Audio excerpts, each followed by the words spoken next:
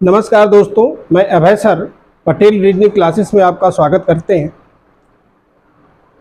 Agriculture से बहुत सारे क्वेश्चन आते हैं, जिसमें एक सबसे इम्पॉर्टेंट चैप्टर है सॉइल या मृदा। भारत के अलग अलग क्षेत्रों में अलग अलग तरह की सॉइल पाई जाती है और उन क्षेत्रों में अलग अलग तरह की फसलें भी उगाई जाती है। जिस तरह की सॉइल होती है उसी तरह के फसल उगते हैं। तो यहाँ से क्वेश्चन बहुत सारे पूछे जाते हैं। पहला क्वेश्चन तो यही होता है कि ये मिट्टी भारत के किन क्षेत्रों में पाई जाती है। दूसरा क्वेश्चन ये होता है कि इस मिट्टी का निर्माण कैसे हुआ है। तो तीसरा आपका ये होता है कि इसमें कौन कौन सी फसलें होती है। तो तीनों क्वेश्चन के विषय में हम लोग बात करेंगे। तो भारत में पाई जाने वाली जो सॉइल है, जो मिट्टी है, इसमें अलग अलग तरह की फसलें होती हैं। इसका कुछ कारण प्राचीन समय से है। मिट्टियों का जो बदलाव है वो आपका इस समय थोड़ा बहुत हुआ है क्लाइमेट के कारण, नहीं तो जो पहले से चला आ रहा है वही है। तो हम लोग बात करते हैं भारत में पाई जाने वाली कितने प्रकार की मिट्टी है और उसमें कौन सी फसलें होती हैं और किन क्षेत्रों में पाई जाती हैं। तो सबसे पहले हम लोग बात करेंगे भारत में, पहली है जलोढ़ मिट्टी। जलोढ़ मृदा, इसको हम लोग कहते हैं एलोवाइल सॉइल। जलोढ़ मिट्टी ये कहाँ पे पाई जाती है? देखिए, भारत के सबसे अधिक क्षेत्रों में, अगर इस तरह से क्वेश्चन पूछता है कि भारत के सबसे अधिक क्षेत्रों में कौन सी मिट्टी पाई जाती है, तो अब क्या बताएंगे? एलोवाइल सॉइल, या इसको हम लोग हिंदी में क्या बोलते हैं? जलोढ़ मिट्टी। लगभग ये भारत के 43% भागों पर ये पाई जाती है जलोढ़ मिट्टी। जलोढ़ मिट्टी ये भारत के में ये दो तरह से पाई जाती है। इसका जो मिट्टी का कलर है या इसकी जो गुणवत्ता है, ये दो तरह से देखी जाती है। एक आपकी होती है, पहली होती है नवीन जलोढ़ मिट्टी। नवीन जलोढ़ मृदा, इसको स्थानीय भाषा में एक और नाम से जाना जाता है। इसको लोग, आसपास के लोग इसको क्या बोलते हैं? खादर कहते हैं। तो इस तरह से भी क्वेश्चन आया कि खादर मिट्टी किन क्षेत्रों में पाई जाती है, ऐसे भी पूछ देता है। हो सकता है आपको न्यू एलोवाइल सॉइल करके ना पूछे, नवीन जलोढ़ मिट्टी ना पूछे, पूछ दे कि खादर मिट्टी भारत के किन क्षेत्रों में पाई जाती है या खादर मिट्टी में कौन सी फसलें हो सकती है। तो ये पहले तो ये आपका नवीन जो जलोढ़ मिट्टी है, ये भारत के किन क्षेत्रों में पाई जाती है। तो हमारे नॉर्थ का जो उत्तर भारत, एक चीज याद रखें, जलोढ़ मिट्टी जब भी पूछे आपको क्या क्या जानना है? केवल नॉर्थ इंडिया, उत्तर भारत। उत्तर भारत का जो विशाल मैदानी क्षेत्र है, यही इसका जलोढ़ मिट्टी का स्थान है। तो उत्तर भारत याद रखेंगे, क्षेत्र पूछता है तो नॉर्थ इंडिया, उत्तर भारत का जो विशाल मैदान है उसमें ये जलोढ़ मिट्टी पाई जाती है। अब नवीन जलोढ़ मिट्टी बनती कैसे है, जिसको हम लोग किसके नाम से जानते हैं? खादर मिट्टी के नाम से जानते हैं। ये मिट्टी होता क्या है कि जब नदियों में बाढ़ आती है, तो नदियों में जब बाढ़ आती है तो ये बाढ़ द्वारा लाई गई जो नई मिट्टी है उसके कारण इसका निर्माण होता है। अब हर वर्ष वर्षा के मौसम में ज़्यादा बारिश होने के कारण क्या होता है? नदियों में बाढ़ आ जाती है। जब नदियों में बाढ़ आ जाती है तो मान लीजिए कि ये सरफेस है, ये सरफेस 2023 का है। 2023 में ये सरफेस है। अब 2023 के विंटर सीजन जाने के बाद, फिर समर सीजन जाने के बाद, फिर आपका आएगा बरसात का सीजन। तो फिर उस समय क्या होगा? ये जो सरफेस है, ये क्या है? अब सरफेस ये कब तक चलेगी? आपकी बरसात सीजन तक चलेगी। जब तक फिर नदियों में बाढ़ आएगी तो नदियों द्वारा फिर लाई गई जो मिट्टी है वो यहाँ ऊपर जमा हो जाएगी। इसीलिए इसको क्या कहते हैं? न्यू। ये क्या है? नवीन जलोढ़ मिट्टी। हमेशा ये जो मिट्टी होती है चेंज हो जाती है। इस मिट्टी की सबसे बड़ी विशेषता ये होती है कि ये बहुत ही उपजाऊ होती है। इसकी फर्टिलिटी पावर इतनी अच्छी होती है कि इसमें फर्टिलाइजर की जरूरत ही नहीं पड़ती। ये इतनी, और ये जान ले उत्तर भारत का ये जो विशाल मैदान का क्षेत्र है, खास करके ये जो न्यू एलोवाइल सॉइल का जो मैदान है, इन क्षेत्रों में ज्यादा उपजाऊ होने के कारण यहां से इंडिया के ज्यादातर क्षेत्रों में जो आपकी फूड की क्वांटिटी है वो यही क्षेत्र पूरा कर देता है। खास करके जो मुख्य चीजें हैं फूड में, भोजन में, तो वो चीजें हैं ये आपका यही पूरा कर देता है न्यू एलोवाइल सॉइल, नवीन जलोढ़ मिट्टी। दूसरी चीज देखिए, पहली विशेषता यह है कि ये इसमें उर्वरता ज्यादा होती है, फर्टिलिटी पावर ज्यादा होती है। दूसरी विशेषता क्या है, ज्यादा आपको यहां पर खाद देने की जरूरत नहीं। खाद किसने दे दिया? खाद नदी ने दे दिया। जो फर्टिलाइजर की जरूरत है, फर्टिलाइजर की कमी किसने पूरा कर दिया? नदी ने पूरा कर दिया। नदी क्या है? नदियां जो है बहुत सारी चीजें जो है ले आकर के क्या होती है, ऊपर वो जमा कर देती है। अब वो ऊपर जमा हो जाती है तो ये नई मिट्टी हो जाती है। पिछली जो मिट्टी है हो सकता है कि उसकी फर्टिलिटी पावर कम हो गई, लेकिन अगले साल क्या हो जाएगा, फिर वो बदल जाएगी। इसीलिए इसको नवीन मिट्टी कहा जाता है। इसकी फर्टिलिटी पावर ज़्यादा होती है। किसानों के लिए सुविधा ये होती है कि ज़्यादा उनको खाद देने की जरूरत नहीं पड़ती है। और एक और विशेषता होती है, इसको नमी धारण करने की भी क्षमता अधिक होती है। ये जो आपकी होती है नवीन जलोढ़ मिट्टी, इसको नमी धारण करने की भी इसकी मात्रा ज़्यादा होती है। जब मतलब ये वैसे तो जब भी क्वेश्चन पूछे कि सबसे अधिक नमी धारण करने की क्षमता किस में होती है, किस मिट्टी में, तो आप बताएंगे ब्लैक सॉइल, काली मिट्टी, जिसके विषय में आगे हम लोग पढ़ेंगे। काली मिट्टी विशेषता क्या होती है, किन क्षेत्रों में पाई जाती है, कौन सी फसलें उगाई जाती हैं, तो सबसे अधिक पूछता है ऑप्शन दे करके, तो वहां पे तो ब्लैक सॉइल लगाएंगे। सबसे अधिक जो नमी धारण करने की क्षमता होती है वो ब्लैक सॉइल में ही होती है, काली मिट्टी में होती है। लेकिन इसमें नमी धारण करने की भी क्षमता अधिक होती है, इसलिए यहाँ पे क्या होता है, पानी की भी आवश्यकता है। तो ये किसानों के लिए वरदान है। जिन क्षेत्रों में ये पाई जाती है वो किसानों के लिए वरदान है। तो उत्तर भारत का जो विशाल मैदानी क्षेत्र है उन क्षेत्रों में पाई जाती है। इसी में एक और कैटेगरी है जलोढ़ मिट्टी में, दूसरी है जिसको कहा जाता है, बी में हम लिख दे रहे हैं, प्राचीन जलोढ़ मिट्टी, ओल्ड एलुवाइल सॉइल। इसको भी स्थानीय भाषा में एक नाम से जाना जाता है, उसी नाम से क्वेश्चन भी पूछता है।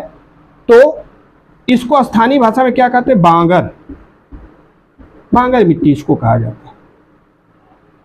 अब ये कैसी मिट्टी होती है, ये कहाँ पे पाई जाती है? देखिए, ये उत्तर भारत के जो विशाल मैदान क्षेत्र हैं, ये आपका ये नदियों के क्षेत्रों में जो ऊंचे वाले स्थान होते हैं, जो ऊंचाई वाले, ये आपका सरफेस है, ये इधर से नदी आई, यहाँ पे ये सरफेस पे आई और हर साल जो है नई नई मिट्टी जमा करती है।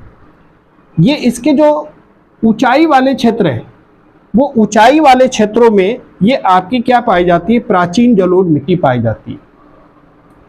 तो ये जो मिट्टी होती है, यहाँ पर इसका जो कलर होता है वो कलर कैसा होता है, ब्राउन होता है, भूरे रंग की होती है, भूरे कलर की होती है, हल्की पीली भी दिखी जाती है, पीली कलर की भी पाई जाती है। अब इसमें जो प्रमुख फसलें कौन कौन सी, इसमें कौन सी ऐसी फसलें हैं जो इसमें होती है, तो प्राचीन जलोढ़ मिट्टी में गेहूं आप उगा सकते हैं, गेहूं की फसल हो सकती है। इसमें तिलहन की फसल हो सकती है, तिलहन की फसल हो सकती है, धान भी हो सकता है। तो ये आपकी फसलें यहाँ पर हो सकती हैं जो इसमें पाई जाती हैं।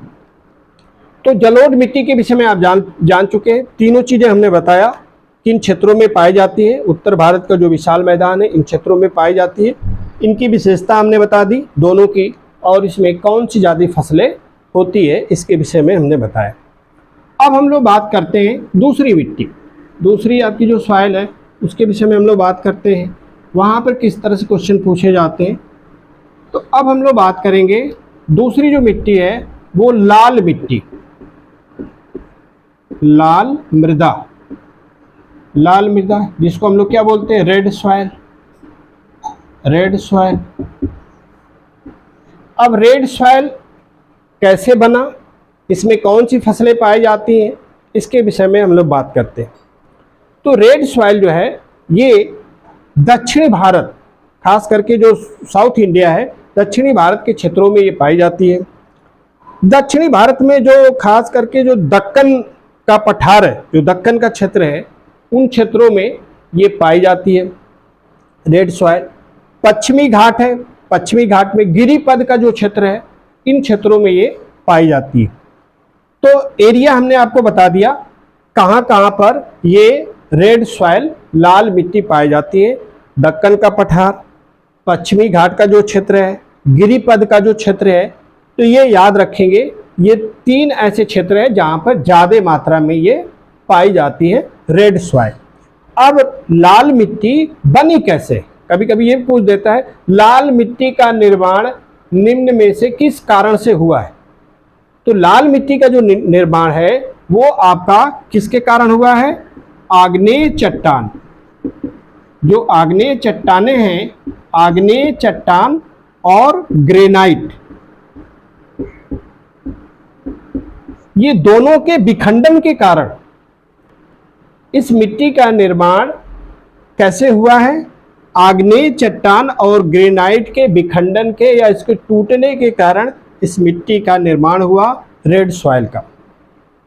ये जो मिट्टी है ये खास करके इसमें ज़्यादा पानी वाली जो फसलें हैं वो नहीं हो पाती, जिनको पानी की ज़्यादा ज़रूरत होती है वो फसलें नहीं हो पाती हैं।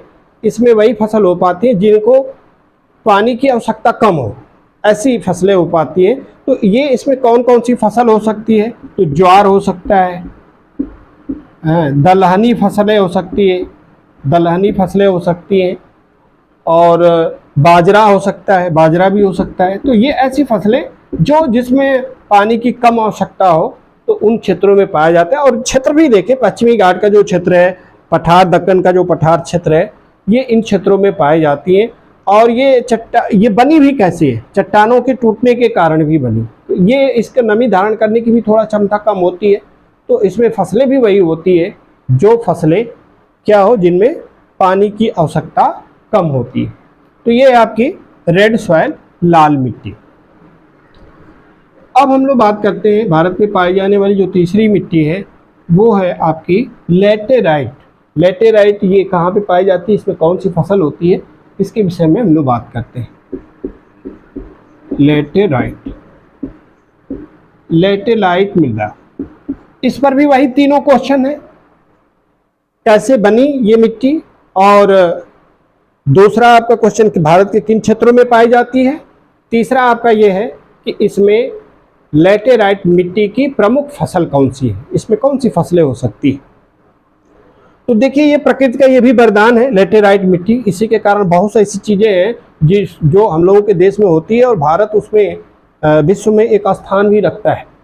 तो ऐसी ऐसी मिट्टी इसमें फसलें उगाई जाती है, लैटेराइट कमर्शियल फसलें भी उगाई जाती हैं। तो लैटेराइट जो शब्द है ये लैटिन भाषा का शब्द है, इसका अर्थ होता है ईंट। इस मिट्टी से ईंट भी बनाए जाते हैं, कमर्शियल रूप में पाई जाती है।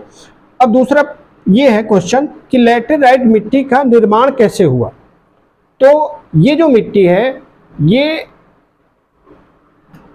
उच्च तापमान, हाई टेम्परेचर के उच्च तापमान और भारी वर्षा वाले क्षेत्रों में पाई जाती है। ये भारी वर्षा के कारण हुई है। जिन क्षेत्रों में हाई टेम्परेचर और भारी वर्षा वाले जो क्षेत्र हैं उन क्षेत्रों में ये लैटेराइट मिट्टी पाई जाती है।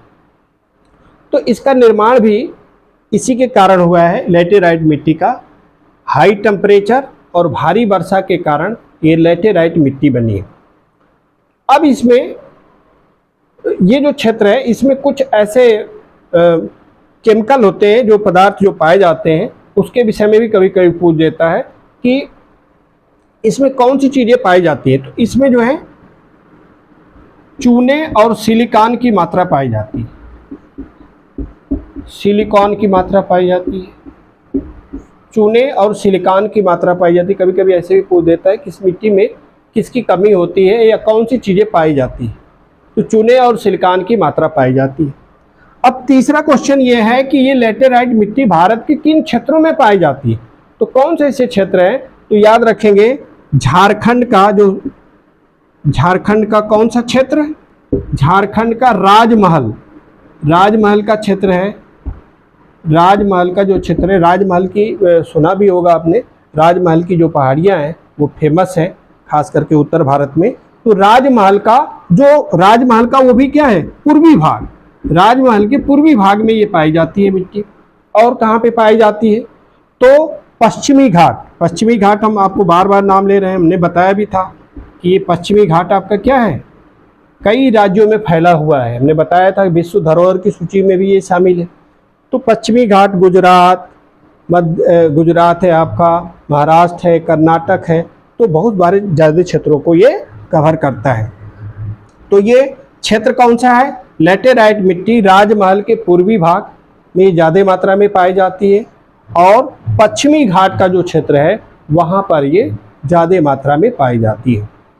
अब इसकी प्रमुख फसल कौन सी है, हमने आपको बताया कि इसमें ऐसी फसल होती है जिसमें भारत को ज़्यादा से ज़्यादा उससे इनकम होती है। पहली फसल कौन सी है, चाय, दूसरी फसल कौन सी है, कॉफ़ी, तीसरी फसल कौन सी है, काजू। तो ये कमर्शियल इसमें फसलें उगाई जाती हैं, चाय, कॉफ़ी, काजू, ये ऐसी फसलें हैं जो आपका ज़्यादातर आपको एक्सपोर्ट करने में भी काम आती है, अपने देश में भी ज़रूरत होती है, बहुत सारे लोग चाय कॉफ़ी की ज़रूरत होती है। काजू आपका एक ऐसे फूड है जो आपके ताकत में काम आता है, तो ये इसकी भी ज़रूरत पड़ती है। तो ये तीन ऐसी फसलें हैं जो आपकी किस में पाई जाती हैं, लेटेराइट मिट्टी में पाई जाती है, ये ज़्यादा मात्रा में ये उगाई जाती है। अब हम लोग अगली सॉइल के विषय में बात करेंगे, अगली सॉइल कौन सी है और ये किन क्षेत्रों में पाई जाती है और इसकी प्रमुख फसल कौन सी है, तो वो आपकी है काली मिट्टी, काली मृदा, इसको हम लोग क्या बोलते हैं, ब्लैक सॉइल, ब्लैक सॉइल, काली मिट्टी। अब ये ब्लैक जो सॉइल है, काली मिट्टी, ये भारत के किन क्षेत्रों में पाई जाती है, पहले तो हम लोग यही जान लेते हैं। तो एक चीज जान ले, महाराष्ट्र, दूसरा क्षेत्र कौन सा है, गुजरात, जहां पे ज्यादा मात्रा में ये पाई जाती है, गुजरात। तीसरा कौन सा है, मध्य प्रदेश, मध्य प्रदेश। तो ये तीन क्षेत्र याद रखेंगे ब्लैक सॉइल के लिए, काली मिट्टी के लिए, कौन सा, महाराष्ट्र, गुजरात और मध्य प्रदेश। ये तीन क्षेत्रों में ब्लैक सॉइल या काली मिट्टी ज्यादा मात्रा में पाई जाती है। पहले क्वेश्चन का आंसर हो गया। अब दूसरा इसमें क्वेश्चन ये है कि इसमें कौन सी ऐसे तत्व हैं जो ज्यादा मात्रा में पाए जाते हैं। तो कई बार क्वेश्चन आया है कि कौन सी ऐसी मिट्टी है जिसमें आयरन की मात्रा ज्यादा होती है। तो याद रखेंगे इसमें दो चीजें ज्यादा होती हैं, इसमें तो आयरन की, लोहा की मात्रा ज्यादा होती है, दूसरा आपकी क्या होती है, मैग्नीशियम की भी मात्रा होती है। तो मैग्नीशियम की भी मात्रा होती है इसमें, तो आयरन और मैग्नीशियम ज़्यादा मात्रा में इसमें पाया जाता है। तो दूसरे क्वेश्चन का भी जवाब होगा, इसमें कौन से तत्व ज़्यादा पाए जाते हैं, तो आयरन की मात्रा ज़्यादा पाई जाती है। और देखिए इस मिट्टी में सबसे बड़ी विशेषता क्या है जिसके कारण इसको अलग से जाना जाता है, इसमें सिलिकॉन और चूने और सिलिकॉन की मात्रा एकदम बिल्कुल ही नहीं होती। इसी कारण से ये एक अलग तरह की मिट्टी है, चूने और सिलिकॉन की मात्रा इसमें नहीं होती है, ज़्यादा इसमें मात्रा किसकी होती है, आयरन और मैग्नीशियम।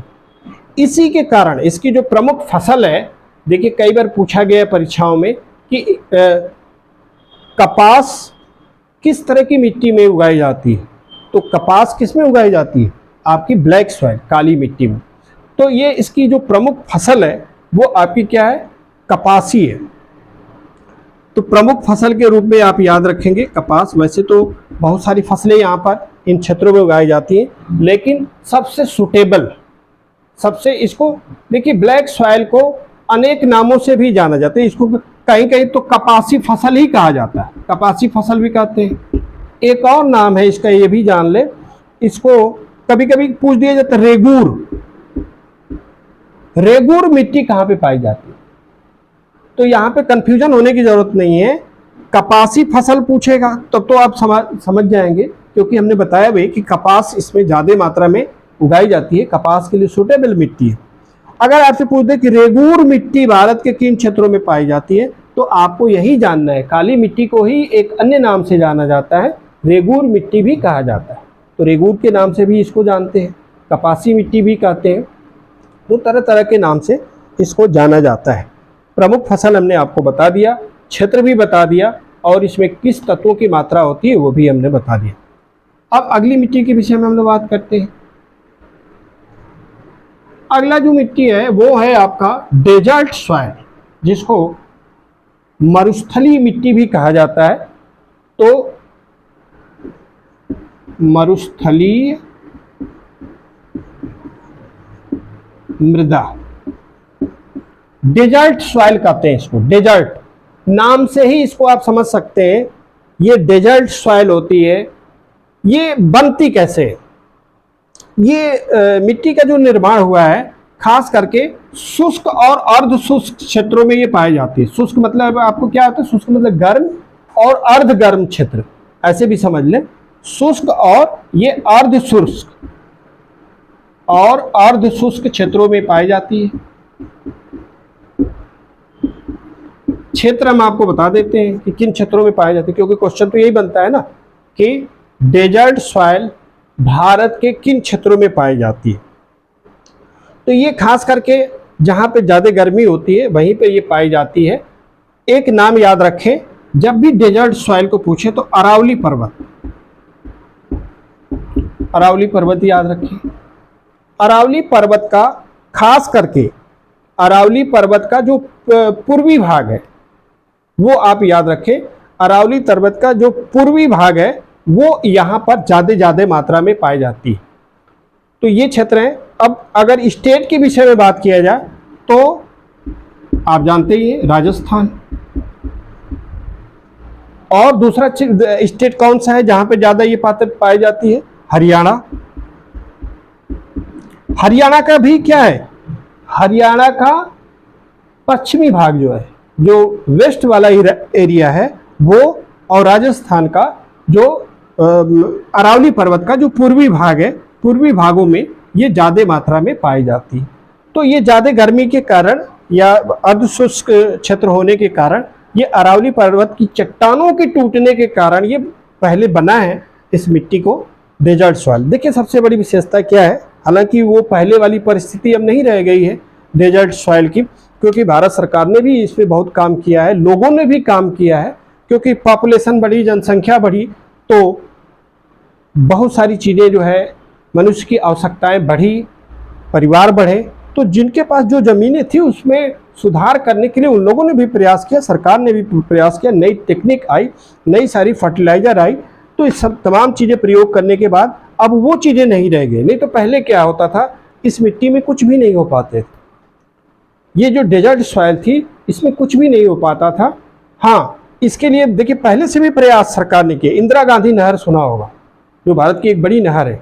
इंदिरा गांधी नहर को राजस्थान तक पहुंचाया गया, हरियाणा होते हुए जो राजस्थान जाती है। आप जानते सुने भी होंगे, भारत की सबसे बड़ी जो नहर है इंदिरा गांधी नहर। तो ये क्या है, ये हरियाणा राजस्थान के उन क्षेत्रों में ले जाया गया जहाँ के लोग खुशहाल हो सके, तो उन क्षेत्रों में पहुँचाया गया।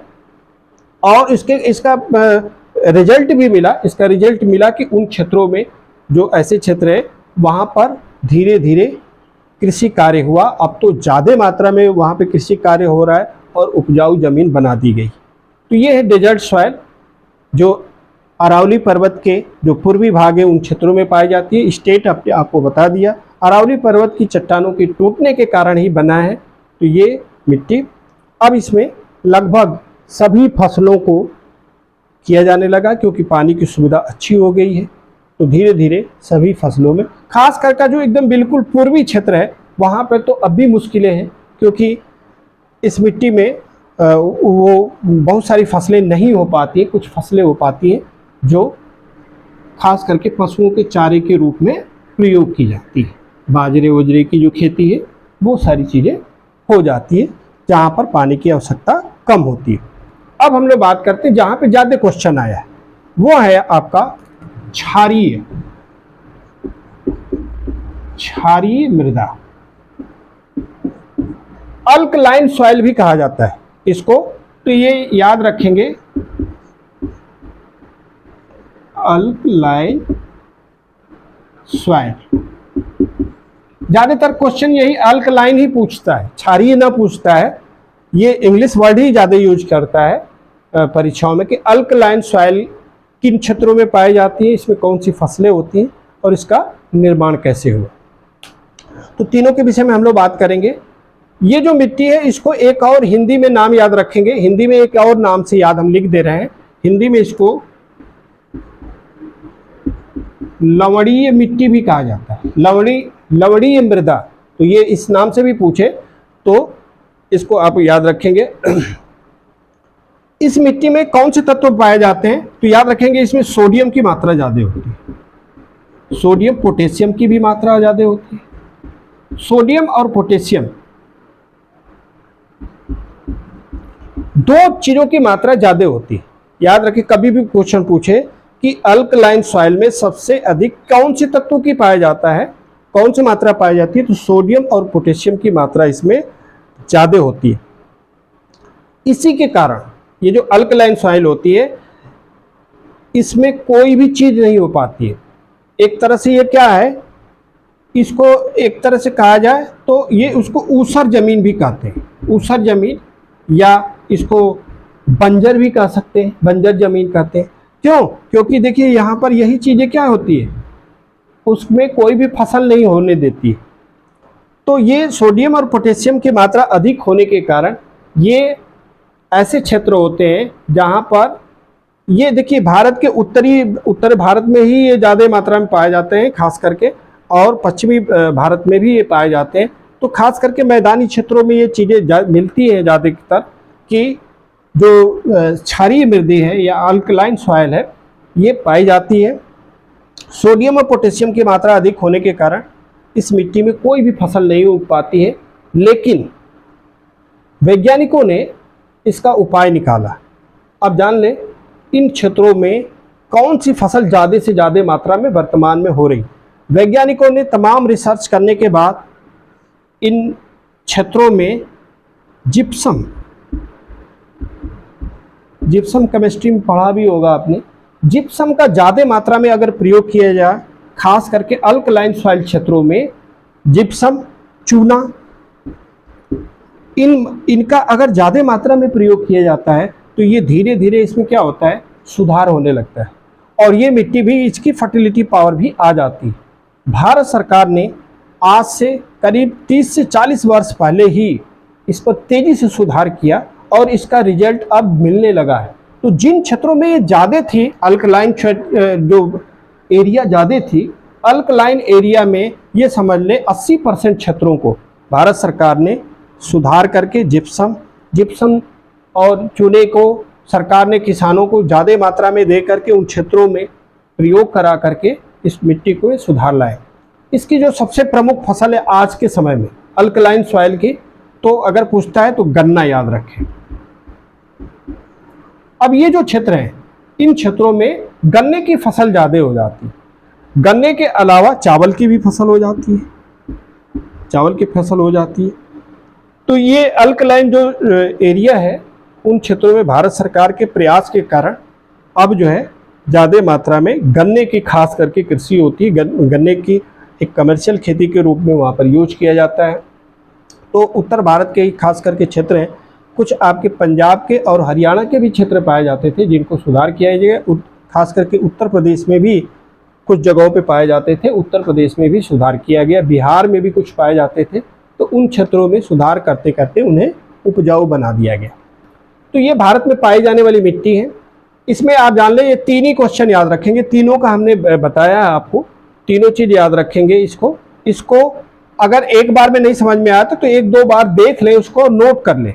तीनों क्वेश्चन का जवाब दिया है, किन क्षेत्रों में पाई जाती है, इस मिट्टी का निर्माण कैसे हुआ, इसकी प्रमुख फसल कौन सी है और इसमें कौन से कार्बनिक तत्व पाए जाते हैं। ये चारों क्वेश्चन का हमने जवाब दिया है। तो ये चारों अलग अलग ना हो तो नोट कर लें आप, कार्बनिक तत्व नोट कर लें, क्षेत्रीय नोट कर लें, कौन सी फसल पाई जाती है, इसमें ज़्यादा फसल पाई जाती है और भारत के किन क्षेत्रों में। तो इससे आपके चारों क्वेश्चन का जवाब मिल जाएगा। तो ये चैप्टर पूरा हुआ दोस्तों। थैंक यू दोस्तों। अगर आपको अच्छा लगा हो तो ज़्यादा से ज़्यादा इसको सब्सक्राइब करें, शेयर करें।